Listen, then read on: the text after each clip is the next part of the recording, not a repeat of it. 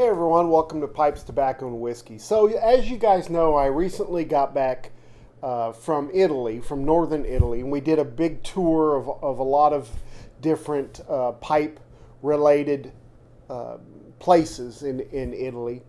And one of the places that my wife set up for us to go to was the Savinelli factory.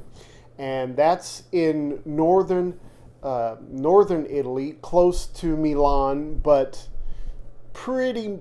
still a pretty good distance north from Milan. It was in a small town called Varese, which is just in between Lago Maggiore and Lake Como. So it's right there and nestled in between those two major lakes. I put together a little video for you guys to watch. There's not a lot of detail in this video.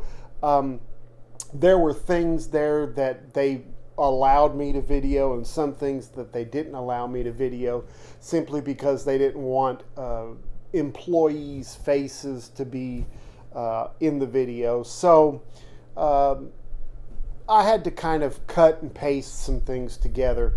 Some of it was pretty audible. You could hear really well the girls that were taking us on the tour. The cool thing about that was these girls were pretty fluent in English. They spoke English very well, and so I speak Italian, so I could have gone and done the tour in Italian, but my wife was with me, and she doesn't speak Italian, so it was very nice of them to do the tour in English.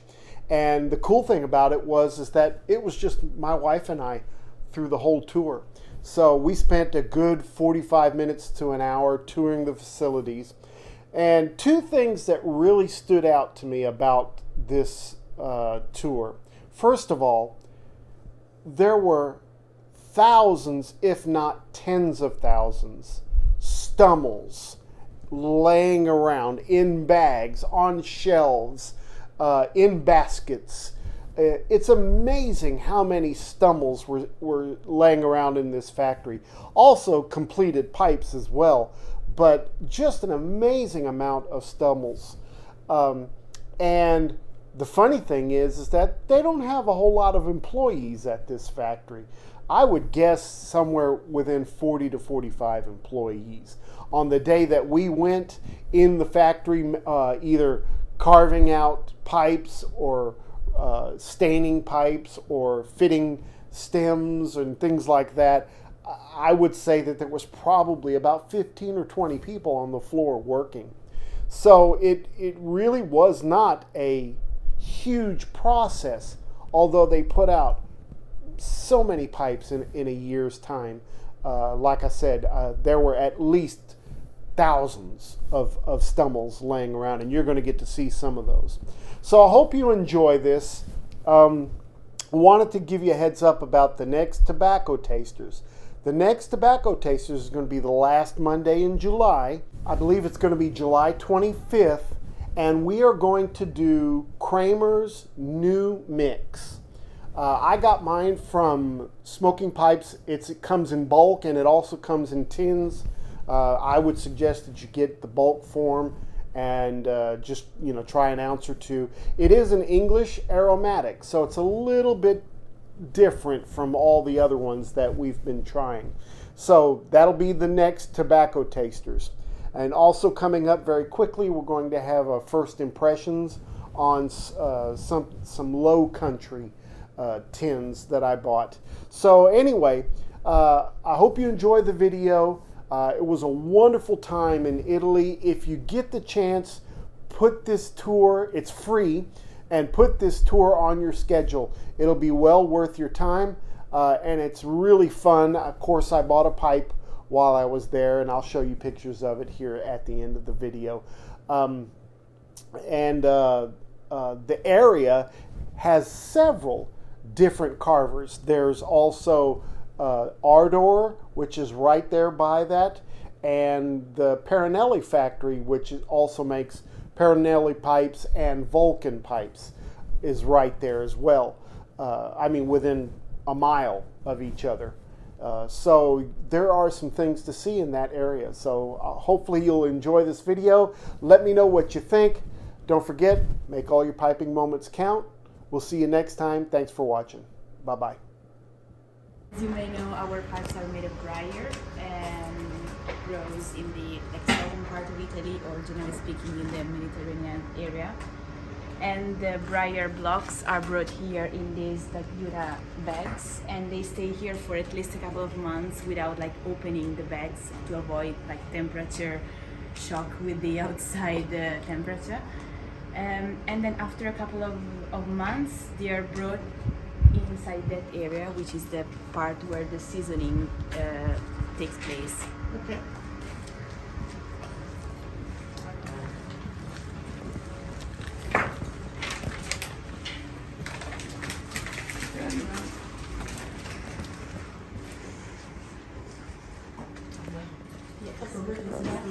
Yeah. The seasoning of the briar, and the blocks stay here for 1 year, at least 1 year.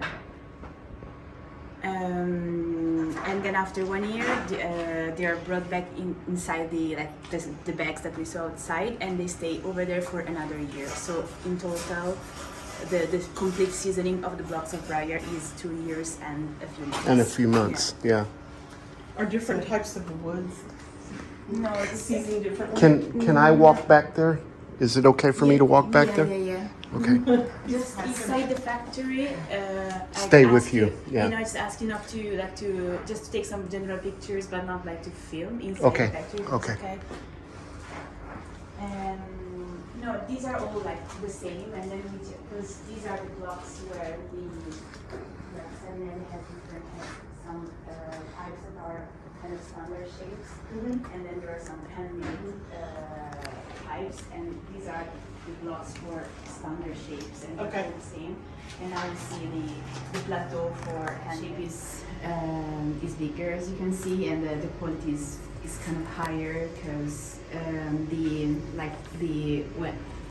they're made from the kind of external part of the tree, which is the older part, so it is more prestigious. It is. So is this like an autograph would be from Exactly. something from Yeah. here? And it is super interesting to see like the artisans that actually come here. They look at the block and they say, "Oh, from this block I see this shape," Yeah. and they do it. It's amazing, right? So the blocks in the other room are more towards the center of the briar? yeah. That's the younger part of the briar. Interesting. And these stay longer in this room, or? It depends on the production needs.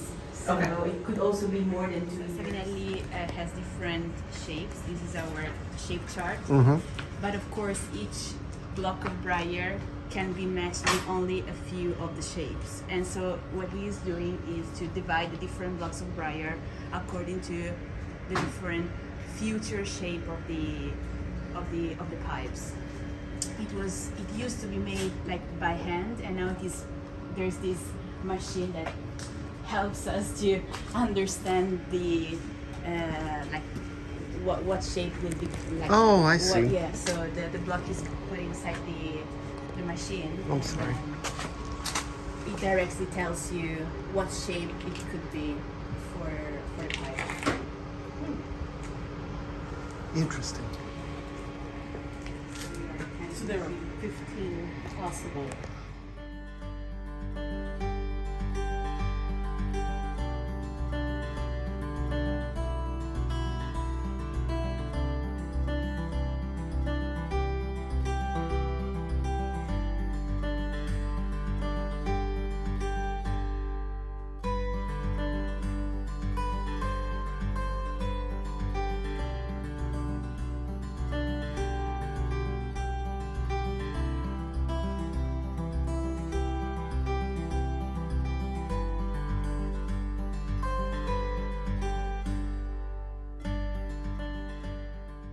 So they're put inside the different machines, and they actually turn the right shape for the. Are those the original ones? I think so. Like back in the 50s? Yeah. Yeah. Yeah, because they look They old. look very old. Yeah, Yes. they are.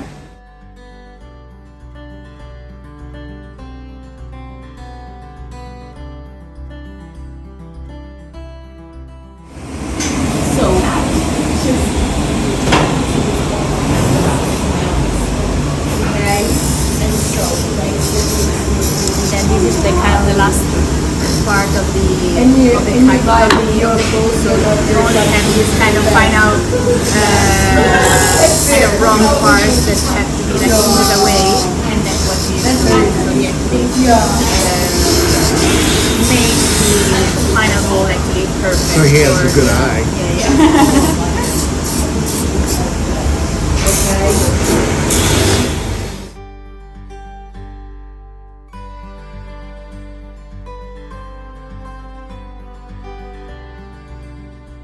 We actually have the bowl of the pipe, and here there is the first selection, meaning that there are only just a few artisans that can actually do this, meaning that they just check one by one different bowls, and they divide it into what will become smooth pipes or rustic pipes, or others are just thrown away because they do not meet if they do not meet like the quality standards and so on.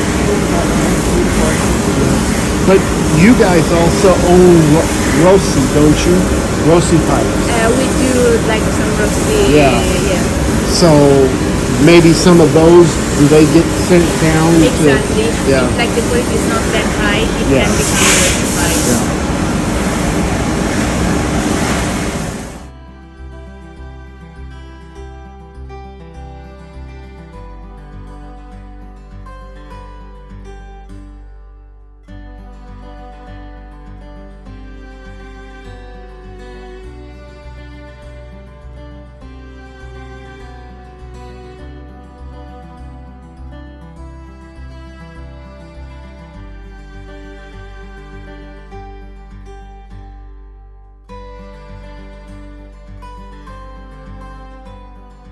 Polishing. I'm sorry that nobody is working here at the moment, but it is very like interesting to see what goes on here. Meaning that there's another selection, so kind of another sorting of the different molds. They're put inside that like water and alcohol, so that like the artisan can actually see the grain of the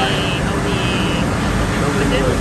Yeah, and they divide it into different quality levels. So, and for example,